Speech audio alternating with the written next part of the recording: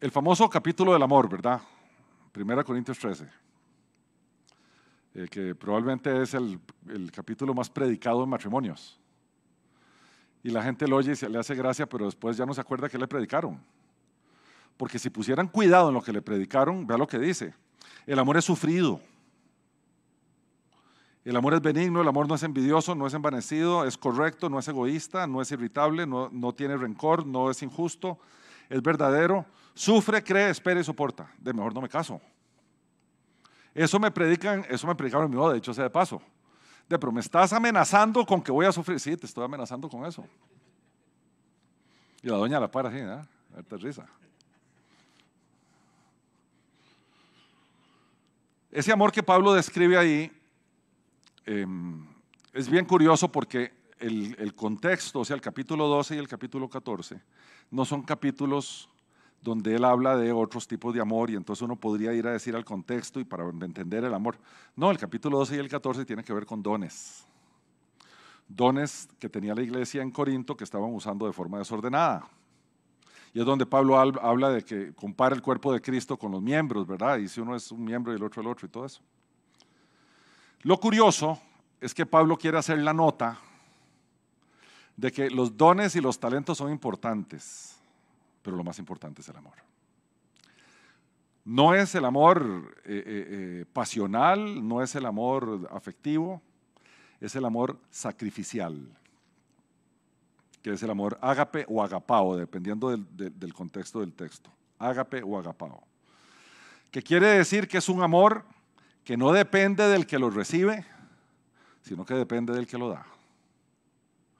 No es merecimiento del que lo recibe, ni nada de lo que el que lo recibe puede hacer para que se ame más o menos. Depende de la decisión de amar del que lo da.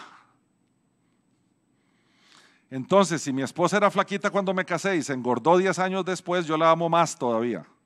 Porque no depende de que sea flaco o gorda, depende de mi decisión de haberla amado cuando yo dije que me iba a comprometer a amarla de esta forma. El amor ágape se le ha llamado usualmente el amor sacrificial o el amor incondicional. Dichosamente, es el amor con que nos ama el Señor. Si el Señor nos amara de acuerdo a nuestra respuesta, no amaría a nadie. El Señor nos ama porque Él decidió amarnos. Y como resultado de su amor nos eligió para ser amados. ¿Verdad? La Escritura dice, nosotros amamos a Dios porque Él nos amó primero. Nuestro amor va como resultado del amor divino primero, ¿verdad? En su relación matrimonial, el esposo es líder y el esposo es sacerdote. Voy a explicar los dos términos. El liderazgo no tiene que ver con autoridad. Tiene que ver más bien con marcar dirección y ser ejemplo de seguir hacia esa dirección. Y es bien curioso porque la Biblia lo habla definitivo, el hombre es el líder de la casa, es la cabeza de la familia, dice Pablo en Efesios 5. ¿Por qué? Porque no puede haber dos líderes.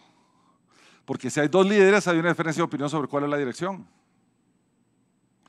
Y en las Escrituras, tanto en Génesis como en Mateo 19, que en Mateo 19 el Señor lo cita, pero en las Escrituras está ahí, cuando dice que somos una sola carne, porque entonces el hombre dejará a la mujer y será, ¿verdad? Y serán una sola carne, tiene que ver con unidad de propósito. Y la unidad de propósito tiene que ver con misión. Y la misión la determina el líder. Por lo tanto, es el líder el que dice hacia dónde se va. El hombre. Pero ese es un liderazgo no tóxico.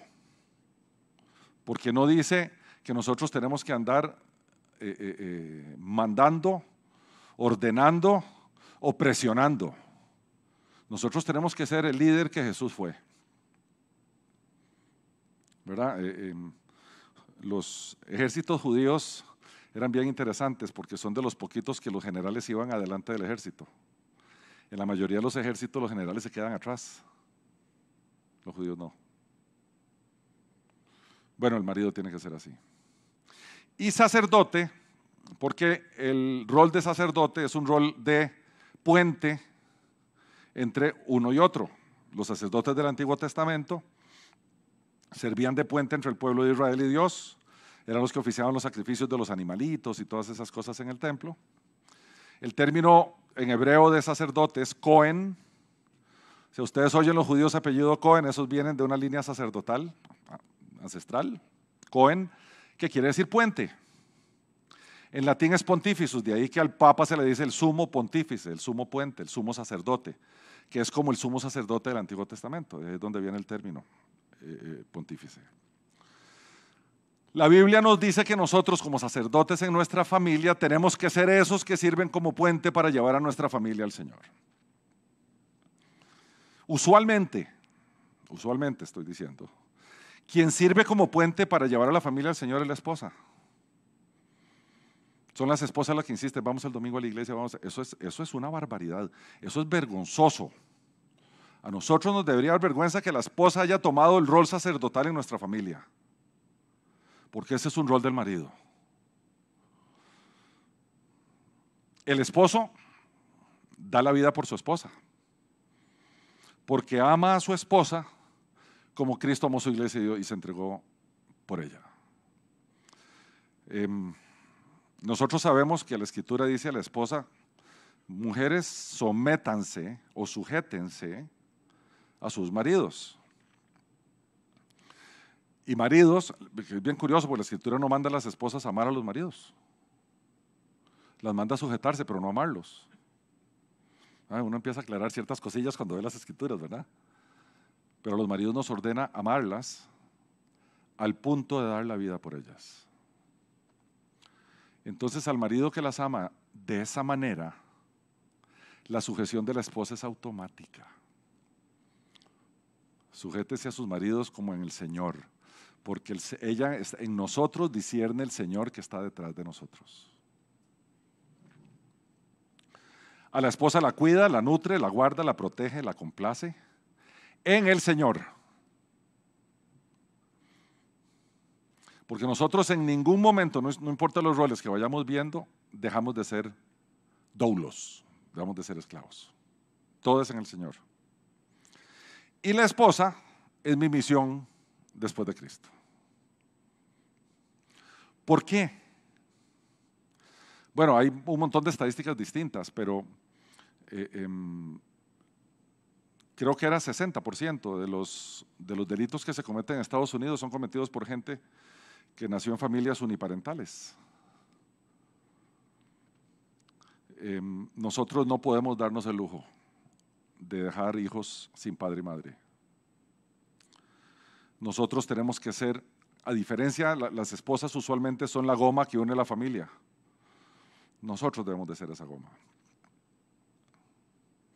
La esposa, ayuda idónea, vaso frágil, esas cosas que dice la Escritura de las esposas, tiene que ser guardada, protegida, nutrida. Si quieren ponerlo de esa manera, es como el esposo que envuelve cuidadosa y cálidamente a su esposa y la guarda y la hace sentirse en paz. Vean que no he dicho en ningún momento la hace feliz.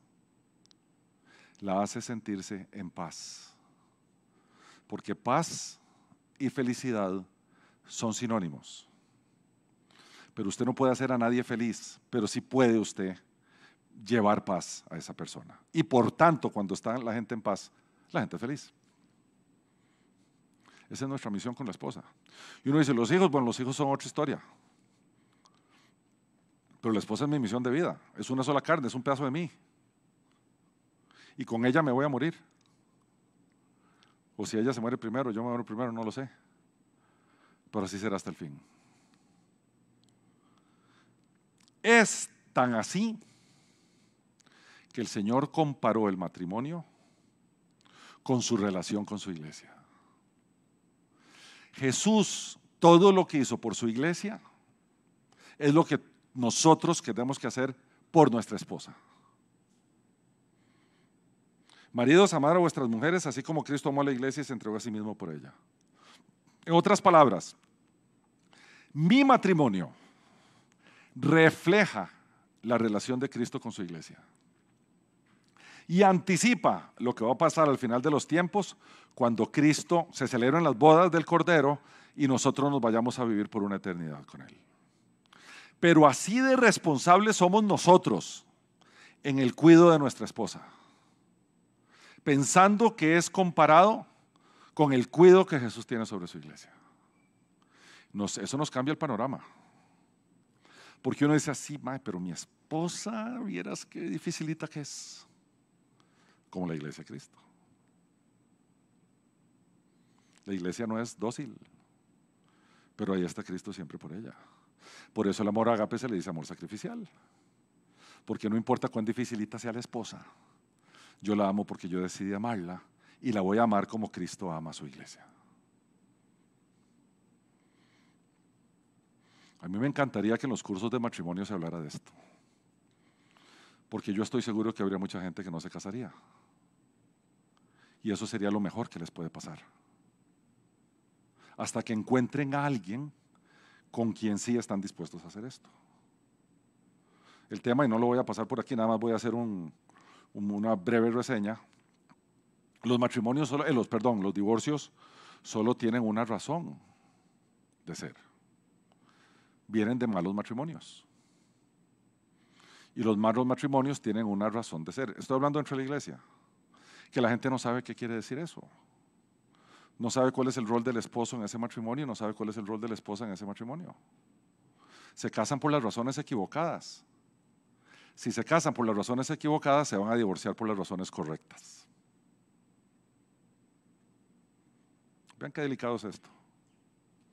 Y el peso lo tenemos nosotros, no ellas. El peso lo tenemos nosotros.